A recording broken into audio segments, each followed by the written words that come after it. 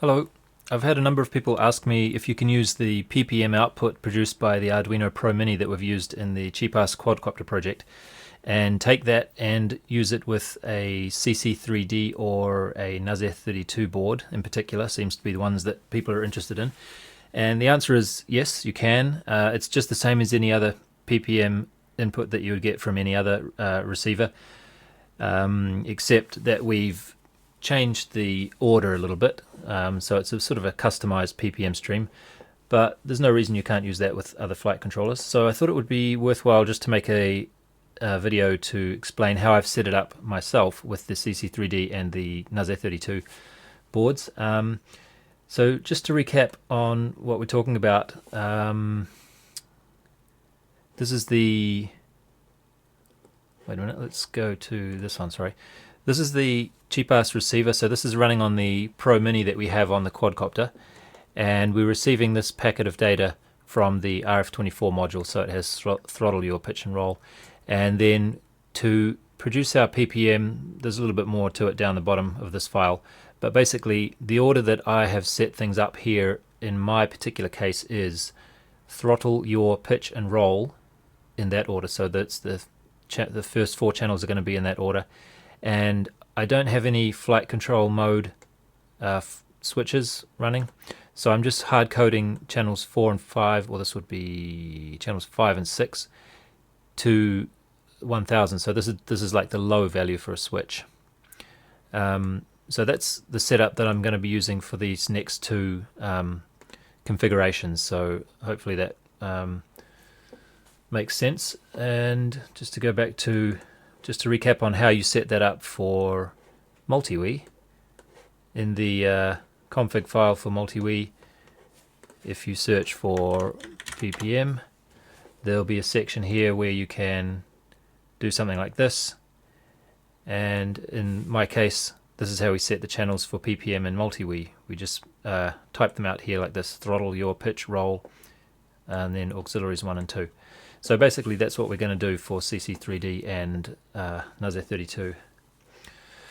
Alright, so I have everything connected up here, ready to go. Let me just shift this one out the way. I can't really fit everything onto one screen very well because it's sort of, this screen is going to take up quite a bit of space. But anyway, when you connect up your CC3D board, you'll see, I'm not going to go over all the details of how the motors are calibrated and stuff, because you can find all that info in plenty of other videos on YouTube and stuff. So you would start off normally by doing this vehicle setup wizard, and that would get you to install the firmware and check which way your motors are spinning and calibrate the ESCs to figure out when they're going to start spinning at what signal level and stuff. So after you've done that is basically where I'm starting off, and at some point during that setup it will ask you yes. Sorry, I was in the middle of something before I made the video. At some point during that setup wizard it will ask you if you want to use PPM input, and I'm not sure how fully that configures things, but basically if you go into the configuration tab and then the hardware subcategory, you want to make sure that your receiver port has been set to PPM. So just to recap on what that is, if you find this document through Google, you'll see it has some details here on the cables that are used. So this is the plug that goes into the receiver port on the CC3D board. And the only wire that we're really interested in is the white wire. As we can see here, there's a PWM signal 1 or combined PPM, so this is what we're interested in this case. So the white signal wire is going to be connected to the PPM pin on the Arduino Pro Mini, or whatever kind of Arduino you're using. Alright, back to this one. So that's the receiver port there. Alright, then in the input subcategory, on the RC input tab there, you'll want to make sure that all of the first four channels at least are set to PPM type, And I've found that it doesn't really work very well unless you also set the flight mode to be something other than disabled. I tried making this disabled and had a lot of trouble. It was a while ago, so I can't recall exactly what the trouble was. But so I left this using I left this active, even though in my multi-wii sketch here it's always going to be switched off basically. But that's why I've left it on in the CC3D settings. So if you recall, the channel order of channels I had was throttle, yaw, pitch, roll. So for channel numbers here I've set channel 1 for throttle, 2 is yaw, 3 is pitch, 4 is roll. If you go through the where is it? This thing here, Start Configuration Wizard, you can to some degree just follow a wizard and it will help you set things up. I found it to be a little bit odd. It's supposed to show a picture on the screen of the sticks as they move when you move them, but it's a bit odd. So what I do usually that works a bit better is this manual calibration thing. So after you've set your channel numbers there, you'll want to click on Save, because I found that it doesn't remember them if you go straight to manual calibration. And now I'll get my, hopefully we can see a little bit of my transmitter on the screen there.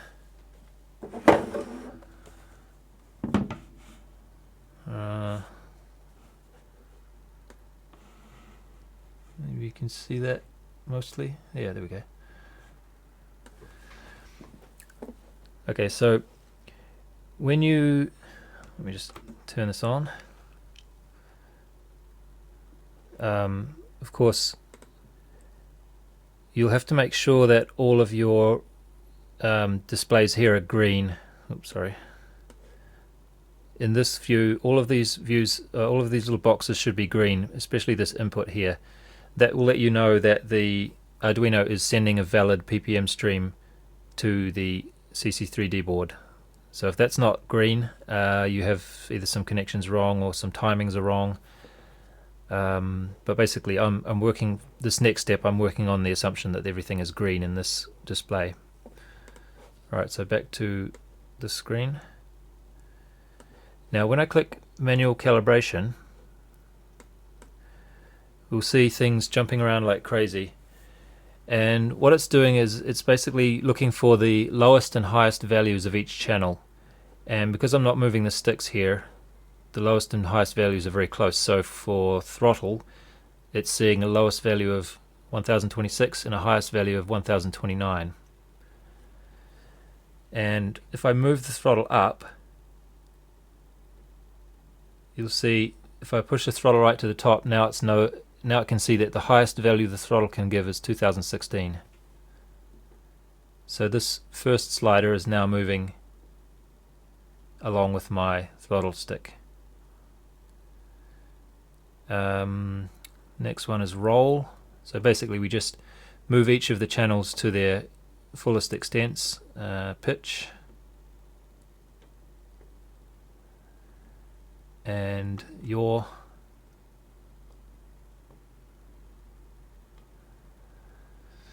So now if I put the throttle about in the middle, we can see, let me just put it down to the bottom. So now we can see how the first 4 channels are not jumping around like crazy anymore, and we can see that the maximum extents are somewhere around 2000 and the minimum extent is somewhere around 1000. It'll be a little bit off, and they do sort of shiver around a little bit. Now this one here, channel 5, you'll see that's still jumping around like crazy because, once again, if we look at what I'm doing with channel 5, I'm setting it to be 1000 all the time. And these values, because they're working on such fine timings, they don't always give you a value of 1000. As you can see, we've got 1011. So it's seeing minimum of 1011 to a maximum of 1022. So that's why it looks like it's jumping around like crazy. But I don't really care about that because, like I say, I'm only going to be ever using one flight mode anyway, so I'm not going to be using the switch. But if you have a switch that you want to use to change flight modes, you would want to configure that in your PPM setup from your Pro Mini, like that. So instead of just setting to hard coded, you'd make use of some of these bit flags that you have in your switches, so that you could switch the flight mode. Okay, so when you've done that, hopefully you shouldn't need to reverse any channels, but just in case you do, you can click one of these, although I've noticed they don't work while you're in this manual calibration. So if I click this, it'll just go off again. So in my opinion, this should be grayed out so that you can't touch it. It's kind of confusing. So anyway, once you've got it so that things are pretty stable, you can just click save, and then click here again to turn the manual calibration mode off. So you can adjust these now. Once you're out of manual calibration mode, you can manually calibrate these. It's a bit confusing actually, this sort of setup. It's confused me a lot when I first started, so that's kind of one reason I'm making this video. But what you'll find is that, at least what I find with my particular quadcopter that I have this on, is with the throttle setting here, when the throttle gets even a tiny little bit above zero, the motors will start to spin. I don't really like that a whole lot, so what you can do is play around with the neutral number here. You can just type in a value here, or you can move the slider a little bit and then click save, of course, and that will set it so that the motors don't spin up quite so early on the throttle. You'll have to give it at least, you know, a few millimeters of movement before the motors spin up. Anyway, I think that's about it, so make sure you've clicked save there. Okay, now if we come into the flight data screen, as I said, I have this where are we? I have this hooked up, and I actually have a battery on here as well, so I should be able to check if my arming settings are working. Oh, and of course I just realized I haven't set them, have I? So this is something you can find out from plenty of other sources, but okay, just before we do that, I've set my flight mode count to be 1 because I only ever have one flight mode. But if you have a switch for your flight mode, you want to pick the settings that you want there, but you can find info on that in plenty of other places, not really part of this video. Arming settings, though, I will set this to be your right, throttle off and your right to arm, and so throttle off and your left will disarm. Alright, let's save that and see if we can get this doing something. So let's try your right, armed. So now I can spin the throttles and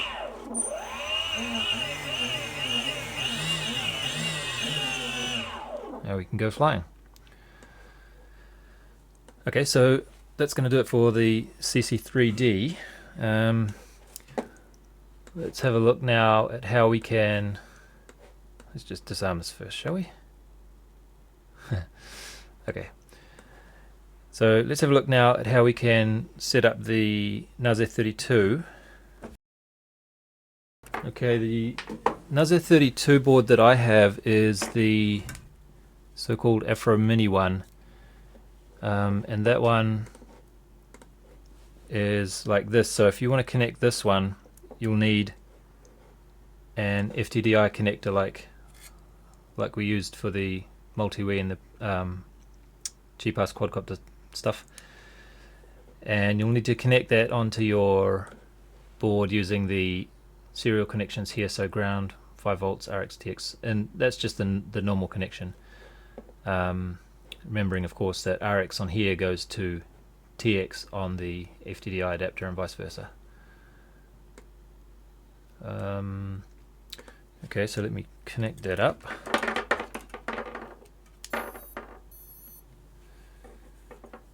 Now the software that you use for this is called Baseflight. Well, it's one of them. I hear you can use the MultiWii software as well, but I've been using Baseflight because it's quite nice. So you get this from the Chrome Web Store, and you can search for Baseflight, and it's Baseflight configurator. I already have it installed, so I just have a launch app button here. If you don't have it installed, it'll say install or download or something here. And once it's installed, there's a number of ways you can start it. I think on Windows you can get it as a shortcut on your desktop, or in Chrome you can start it from this button here, and it'll be in one of these icons here, so you can start that there. And I already have it running here, so let's just...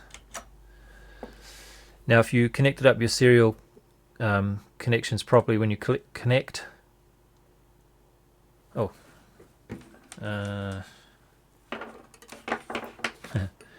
I connected it to the wrong computer. Let's try this again. Okay, so it'll either auto connect or you can manually connect. And now that it's connected, we should see that it's recognizing the gyroscope and stuff. So again, this kind of setting is all over the web and YouTube, so I'm not going to go into details of how you set stuff up like the accelerometer and all that kind of stuff.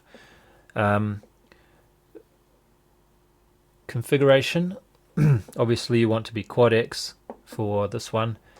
For my particular case, I needed to change the yaw adjustment because my board, oh, that's kind of hard to see, isn't it?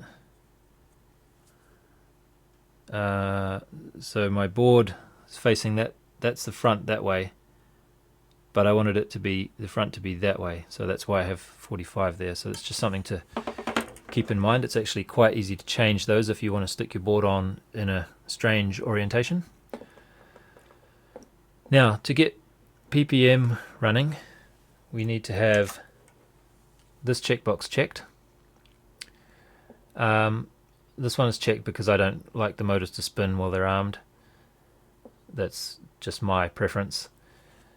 If you're using the Afro Mini board, this one again, you'll notice that you have S1, S2, S3 and S4.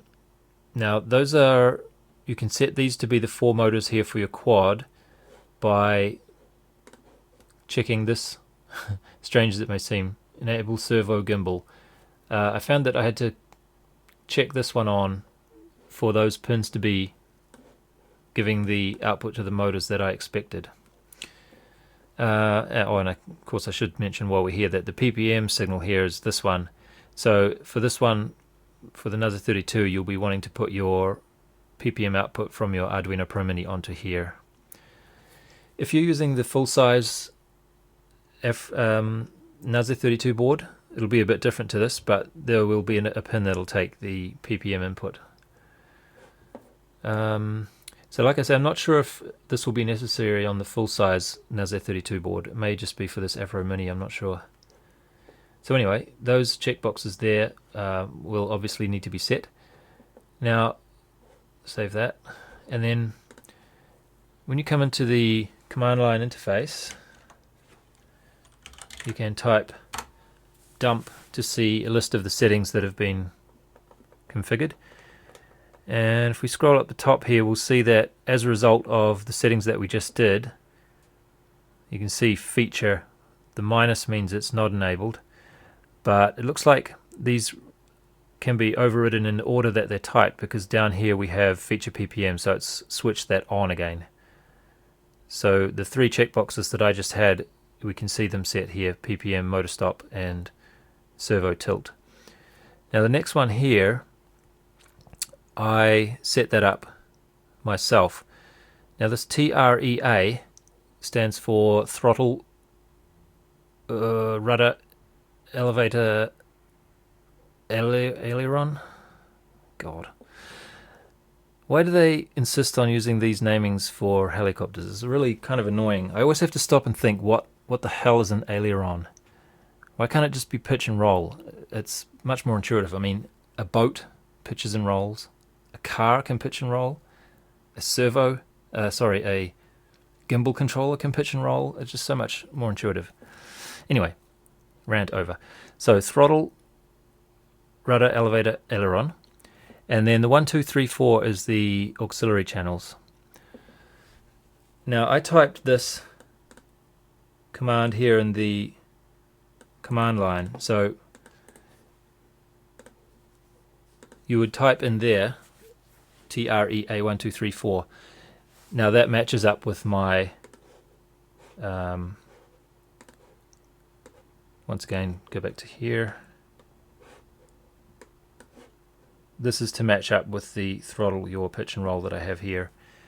1, 2, 3, 4 is not important in my case, but like I say, if you want to have a switch to switch your flight mode, this would be channel 5, so, or PPM 4 would equate to this 1 here. So you would type that and then hit enter, and then notice that there's a little warning here. Leaving CLI tab or pressing disconnect would automatically send exit to the board, which will make the controller save all the changes and restart. So when you type something in here and hit enter, it's in there. It's going to be saved. So you'll have to, if I wanted to change this now, I'd have to manually, type map and then something else to change it back to what I had before. So just keep that in mind. Whatever you type in here is going to be saved unless you type something else. So anyway, I'm okay with that. So I could disconnect at this point and see how it works. And well, I know it works, but let's just give it a little try. So where are we? So just for demonstration's sake, if I go back to configuration, we'll see it says saving and rebooting, and then it's I thought it says rebooting on here somewhere.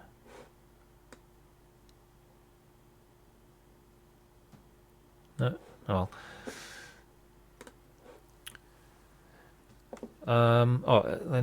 sorry, I'm skipping ahead a little bit. Now we can check on the receiver. This is kind of similar to the multi-Wii setup here. We have these channels that we can check. Make sure our throttle and yaw, oh, we armed it, sorry. Throttle and yaw and pitch and roll are all looking good. So now I can basically just disconnect and give it a little try. There's no lights that come on this board, unfortunately, to let you know that it's armed. Would be nice, but basically we can see that. I'm only running off the FTDI adapter here, so it's probably not a good idea to spin the motors too much with this, but it's interesting that it does work. Oh, doesn't work much. Okay, let's not do that. But anyway, you can see that the receiver is all set up there and everything's looking good. So hopefully that is a useful video. I know it's not all that much, but since people were asking me, I thought I would go over it and let you know how I did it in my case. So anyway, thanks for watching. See you next time.